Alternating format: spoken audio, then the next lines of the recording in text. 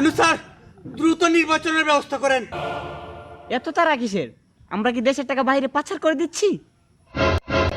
দেশের মানুষ কি খুব অশান্তিতে আছে? না তাহলে নির্বাচন নিয়ে আপনাদের এত তারা কিসের? দেশের তো এখন অনেক সংস্কার বাকি। না মানে আমরা রাজনৈতিক দলগুলো না খেয়ে মানে বেকার পড়ে গেছি। বেকার থাকেন কেন? কাজ করে খেতে পারেন না? কাজ করে খাবো কেন? কাজ করে খাওয়ার জন্য কি রাজনীতিতে এসেছি? আপনি কেন শুধু শুধু বাংলাদেশে পড়ে আছেন? ওই দেশটাকে আমাদের হাতে ছেড়ে আপনি আমেরিকা চলে যান, ওইখানে তো আপনার ভালো মান সম্মান আছে। আমাদের তো মনে চাই দেশের মানুষের সেবা করি। সৎ ইচ্ছা থাকলে ক্ষমতায় না থেকেও মানুষের সেবা করা যায়। আপনারা তো মানুষের সেবা করতে আসেন নাই, আপনারা আসছেন মানুষের কষ্টের উপার্জিত টাকা দিয়ে নিজেদের সেবা করতে। আরে এত কথা বলছেন কেন? এটাই তো দেশের নিয়ম। নির্বাচন দিলে দেন, না দিলে নাই। আন্দোলনের জন্য প্রস্তুত হন।